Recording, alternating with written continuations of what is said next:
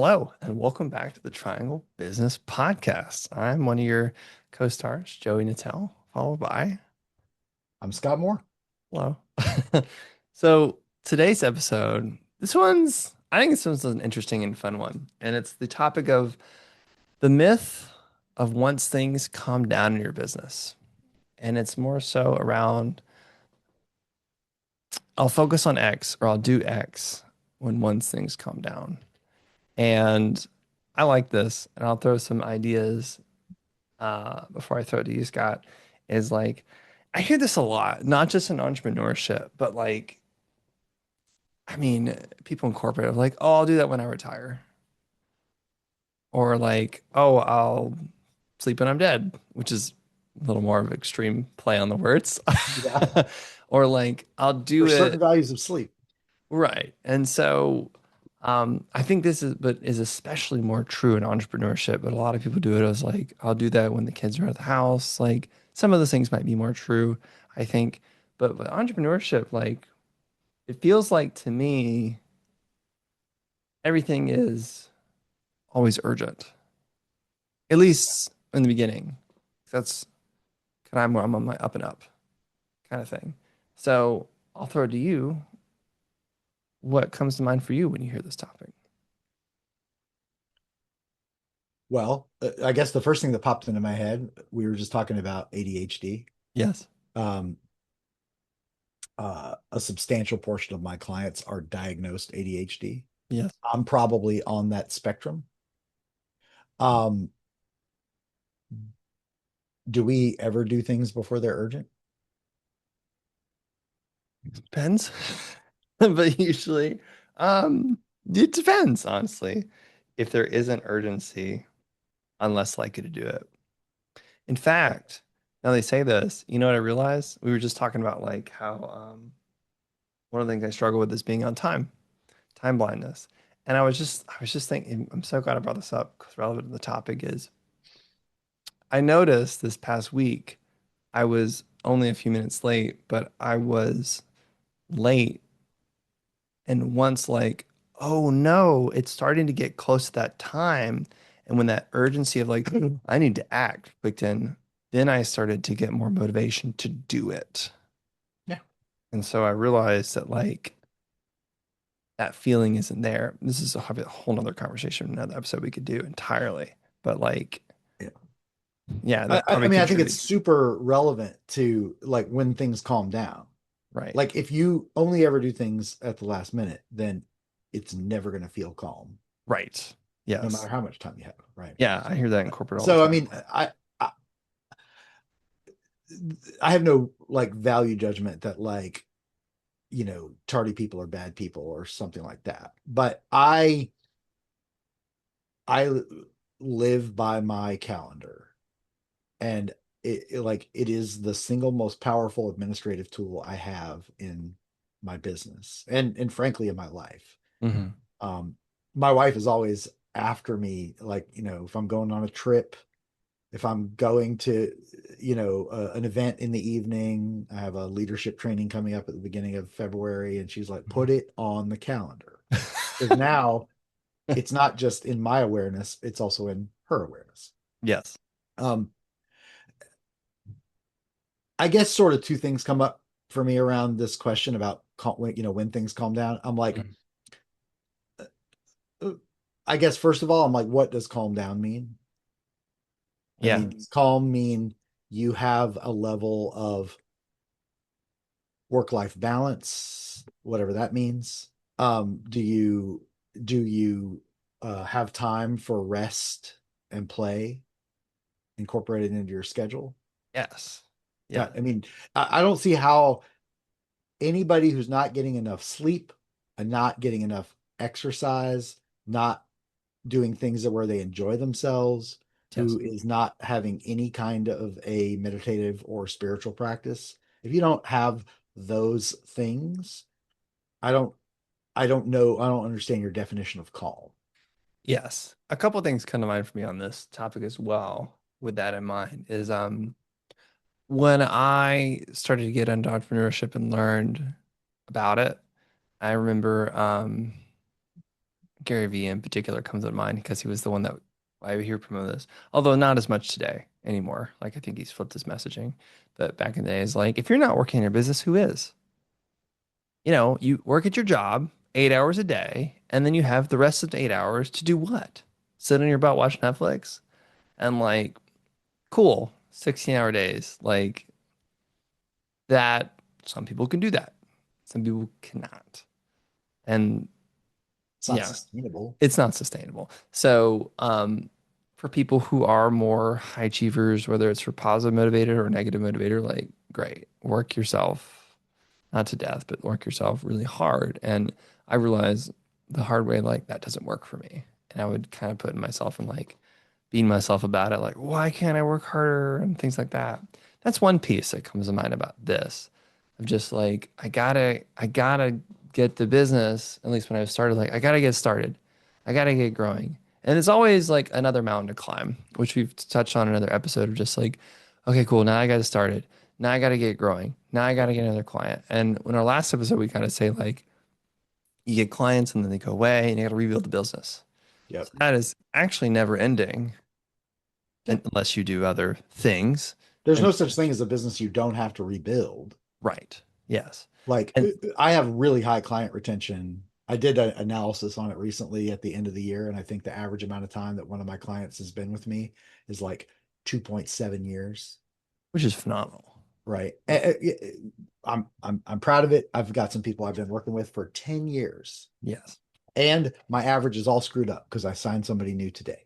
So, Right. So like it's gonna plummet because they've been working yeah. with me for one day. Yes. But yeah, I mean, look, I think this brings into the conversation, whether we like it or not, is another important question about uh calm, like when things calm down. When you make enough money for your life to work in the amount of time Mhm. that you want to spend on the business. Yes. And that It's kind of is, simple. yeah, I've definitely fallen into that trap of like, oh, when I get to this level of business, then I'll go out and be more leisure activities. Maybe I'll go on more dates or go take more trips, kind of Yeah. thing. And I've said this before in other episodes, and it's very relevant today, is treating yourself like the boss, not the employee concept. And like that's one piece of just like that's the giving yourself permission piece. Yeah. But even like, oh, I'm the boss, I need to make sure things are running. There's like life's happening now. It's not happening tomorrow because tomorrow never exists. It's always the present. So Yeah. if you're not enjoying it, or at least the best you can, like I would hear in corporate of just like, oh, we'll do that when things kind of calm down because there's like the rapids and there's the cool seasons. That may be more true in like corporate things, but an entrepreneur, like I make up the story with having lack of experience because I don't have my own employees. There may be more rapid seasons, like if you're in retail, for example, it's very busy Sure. Christmas time in those areas. So there are busier, slower seasons like winter. So that may be relevant, but in entrepreneurship as a whole, like prioritizing, I think it Yeah. really was what I'm trying to say. I'm very big on sprint and rest. Yes. Like there are times in my life where I'm like, I am going. I am packing it in. That doesn't mean just work. It just means like I'm doing a lot right now. It Hmm. could be personal development, it could be things I do for fun. Hmm. But where I'm like, I am going right now. And I mean, one of the reasons I've really enjoyed the last couple months, especially the holiday season, was like I had the longest amount of time off of work I can ever remember since I started working. Like I was off for 17 days. Ooh. It felt insane to have that much time. And like I wasn't like, oh my God, I'm going crazy. I have nothing to do. Yeah. I did lots of things during that time, and I wasn't dreading getting back to work. I love the work I do. I love the people I work with. Yeah. But like I guess things calmed down for me, Yeah. in the holidays. Yeah. A question that comes to mind, and I think you may have already touched on it with the money thing, is what are people actually hoping will happen when things calm down? Well, I don't know how other people think about this, Yeah. but what I think is when things are calm, it means I can do whatever I want. Now, what's probably kind of weird about me is like I really, really love my work. Yeah. It's a privilege that a lot of people don't have. Yes. I'm under no illusions that everybody's gonna love their work so much that they want to be doing that. Yeah. But like literally, like I just was telling you offline that I had a meeting with my financial advisor, and like I can probably afford to retire sooner than I thought I could afford to retire. Yeah. But I have no plans to retire because I really enjoy what I do. Yeah. Maybe when that time comes around, I'll do it a little less or for a more select clientele or for a little bit more money or whatever. I don't know. Hmm. But I think that to me, like there's part of being calm means I'm doing whatever I want to be doing. Maybe including just sort of nothing, like including just rest. Yeah. But I think it's super. I ask every client this early on. I'm like, what are your hobbies? And some of them, it's heartbreaking to hear some of them go, I don't really have any hobbies. Yes. Actually, one of the ones that bothers me is when they say, well, my hobby is my kids. We- And I'm like, No. I want you to spend time with your kids, Yes. but I got a kid. She's 24 now. If I had made her my hobby, trust me when I say we would not have a very good relationship at this point No. because Yes. it would have been very difficult. At a minimum, it would have been very difficult to let her go off and go to college. Yeah. And I don't think we would have had a very good relationship when she was a teenager. I'm like, where are you going? I'm going to go hang out with my friends. Well, no, you're not. You're my hobby, right? Like, gross. Yeah. Like, No. if your kid wants to join you in your hobby, Yes. or if you decide, you know what, going to my kids' soccer games has inspired me to want to play, you know, rec league soccer, Hmm. great. Hmm. You have a shared hobby. Yes. But Said. I'm bringing this up because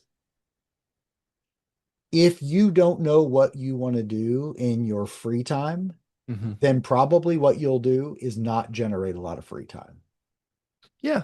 because it'll Very be well said. weird to you to not know what to do. Yes. And so you'll just let the work life take over everything, or you'll Yeah. let some bad habit take over everything. Yeah. So get clear on what you enjoy. Otherwise, what even is your definition of calm? Yes. Yes. What brings you calm? What fills you? What gives you energy? Yeah. And what makes the life or the entrepreneurship life like worth living? Like, yes, the work is like I love what I do. You love what you do. I'm also in that camp of I feel very privileged and thankful to have that. And also, like, I am not defined only by my work. Yeah. I think that's a dangerous trap to fall into in a lot of ways. And, like I've I already think said, you and I have both started doing this on some level. I think you maybe are more successful at it than I am, but this idea of like when you meet somebody, instead of saying what do you do, which is yes, the way Americans normally start a conversation, instead we right. say things like what do you enjoy? Yeah. Like, what lights you up? Because if they 'Cause hate their work, then at least they won't talk about that. yeah, and you don't want to have that conversation because I don't want to talk to somebody about something they hate Yeah. unless Hopefully it's they something don't hate what they do, but I mean hopefully. if they do, they should talk to a career Yeah. coach maybe. Yeah. It's Yeah. not, yeah, it's strange. Um, Yeah. I mean, are you pretty clear that you're on a regular basis doing things you enjoy? yeah, I make time in the evenings. Like I enjoy video games or watching anime. Yeah. Whether that's with people or by myself. And that is something I always make time for. Always, every day at least. And that's actually one of my goals this year is to, my word of the year is cultivate. I think we talked about that, which is to have more, either more gatherings at my house or go put more time and energy into activities that don't always involve me the first thing out of my mind saying what I do. Yeah. Yeah. Like not only going to networking events, which I'm also doing that too. So being more in the community, because I love what you've said many times is like, it's isolating. And Yeah. there's this concept I'll say, which I think is really relevant. It's called the lonely chapter. Have you heard of this concept before? Mm-mm. The No. lonely chapter is anybody who's into personal development or my experience of entrepreneurship is going to force you to grow. My experience of being in a romantic relationship, you're going to be forced to grow, or you just won't, and you'll keep getting in relationships or having a failed business. That's a whole nother conversation. But ideally, doing a worthwhile task that is going to require time, energy, and effort to you to look at yourself in the mirror and be like, maybe it's me, and I want to work on myself. So it's called shadow work, essentially. It's the definition. And so the lonely chapter is essentially like, I don't really resonate with these friends, people I used to. We don't always have the same hobbies. I mean, not the same values. Could be different levels or degrees. Nothing wrong with them. An extreme example would be like, let's say you stop drinking alcohol and you get into super fitness and all your buddies are like going out to the bar every other night or from the weekends. Like that would be an extreme example of that. And so the lonely chapter is you don't really resonate with the friends or the group of people you used to hang out with, but you're not quite there to the level of people where you're going. Like you'll get there. It's not impossible. It's not a moving milestone. But it's this weird phase of just like, huh, maybe you're getting rid of some old friends that were not as healthy in your life. Yeah. And those needed to be done. Kind of like the concept of hero's journey with Joseph Campbell, where it's just like, you get the call and then you take on the journey, which is in every movie, like Star Wars, all things like that. Go through the forest, battle the dragon, which is your ego, and then you die and get reborn, which is a new identity. We could have a whole conversation and a whole episode Oh on yeah, that for concept sure. for sure, which is very relevant in business.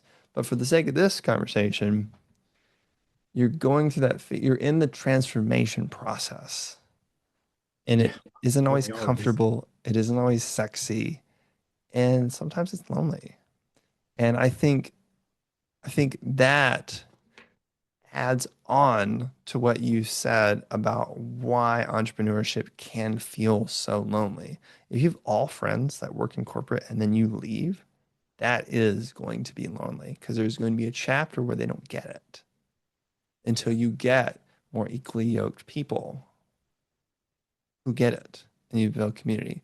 So, like, I think this is relevant to the topic because, like, oh, I need to get to a level of success in entrepreneurship so that I can then hang out with the people I want to, the high caliber. Like that might be an unhealthy way to view it, but like I'll give myself permission.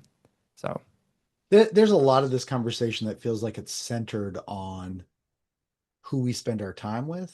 yeah, And I think that like even sometimes there's a little bit of a danger there that we're just going all the time. Like gotta meet somebody new, gotta meet somebody new. right. Yeah. I don't really treat networking like that. I treat, we've talked about this, like don't make your network like a mile wide and an inch deep. I like to have fewer, more meaningful relationships and conversations. And I didn't really intend on this when we got started with this topic, but I just can't get it off my mind right now. I here next to my desk, I have something that's very special to me. It's this keychain.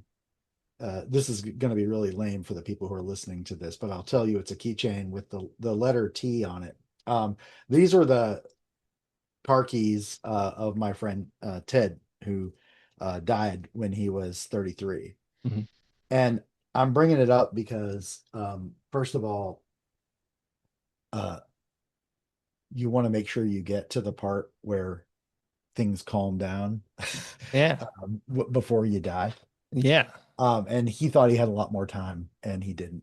Um, Yes. um, I don't say that to be to be morbid or morose or whatever. Like it Yeah. just, I've had lots of friends die. I found out this morning that a guy I knew, it's 60, but, Yeah. but died.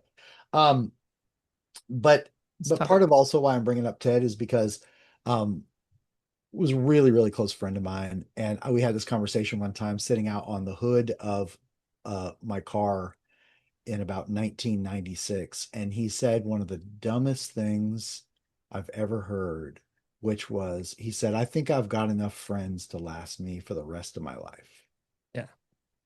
I mean, again, he died relatively young, Hmm. but still, I think it was like the better part of 10 years after that before he passed away. Hmm. Um, and I just think like that was such a weird concept to me that I Hmm. would like be done making friends. Yeah. And I understand like there's a difference between introverts and extroverts about this, but I'm sorry. I don't mean to hurt your feelings, introverts, but like be meeting new people.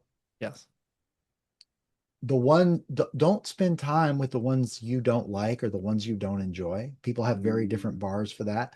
But to me, part of what calm means, like when things calm down, is I'm getting to spend time with people I enjoy, but also the people I'm meant to be spending time with accelerate me towards a life that feels more calm. Yes. I absolutely. Like People bring you peace. the ones who aren't meant to be in my space kind of vibrate out, and now my life feels more calm. Yes, I agree. And on that note, two things. One, I agree with you. Life's risky. It's so risky you can't get out alive. Yes. We have 100% fail rate on that. Yes, and that's guaranteed. And so, on that topic, closing out this episode, I would say is what would be, I'll share my tool. What would be a tool or a thought that you would share that someone could have more calm now? And I'll share mine, which is because my goal is focusing on more relationships with other people. And this could be to vacations or travel. Like those are relevant too. And we didn't get into that today, but maybe next time. Where it's a very simple exercise. I may have shared it before in other episodes, which is you make three columns, two lines. One column is people who drain your energy. These people Hmm. you don't like. Could be family, could be boss. Sometimes you can't get away from them, sometimes you can. The right column would be people like, oh my gosh, it'll light you up. You'd love these people. It's when you see them, it's as if time hasn't passed. And you can't wait to look to see them again. And you make time for them. The middle column is like, eh, these are people that are okay. You wonder yourself, do I like them or they just like me? Sometimes they're not bad people per se, but sometimes you might be like, yeah, I think I could have stayed home and watched Netflix, read a book. You don't regret it, but you're like, I could have, and that would have been fun too. And just take an inventory of those people in your life, of how much calm or chaos they're bringing you, essentially. Yeah. Here's, I think this is kind of in a similar vein, but like, Yeah. again, I talked earlier about how important my calendar is to me. Yes. I would start by, uh, if your business isn't all the way where you want it to be, that's fine. Very few of us have that. I don't have that. My business isn't all the way where I want it to be. It's Yeah. fine. Design your schedule to include all the things you really enjoy. I know so many people who are like, I'm going to network or market or do all these activities to build the business. I've got to fill up my whole calendar with that so that I can have the business that I want. I'm like, why would you design a calendar you don't want? When Yes. do you think you're going to get to live the life you do want if you design a calendar that you don't want? Yeah. Like, design the life you want, Hmm. all the things you can control. Like, I can go for a walk or a hike, or I can, go spend time with my kid anytime she'll let me. I better put that on the calendar first Hmm. because if I let the business run everything, I'm gonna have to claw it back somehow. from the activities that I'm already doing. And if Yeah. you cannot design a business that fits in the space that you have left after you include the things you want, then either you need help designing the business or Mhm. that business is not possible. Yes. I agree. And so again, I am a nut about calendaring at this point. It's a Um, good thing to have and do yeah, because if it's not planned or what gets scheduled gets done yeah, sometimes, or at least worked on versus at least done. it has a chance. It has a chance because if it doesn't, it's not going to happen. You're operating off a to-do list, Yeah. I've you're heard, screwed. I love this expression where it's just like, if you write it down, it's a goal. If the goal has steps under it, it's a plan. If it's never been written down, it's a wish. Right. Pretty much. Anyway, well, thank y'all for listening to this episode. If you like what you're hearing, give us a follow, give us a subscribe on Spotify or YouTube, and share it. Give us a comment. Tell us what you love. Tell us what you want to hear more of. And we'll tune in next time. See ya. Yeah. Take care, everybody.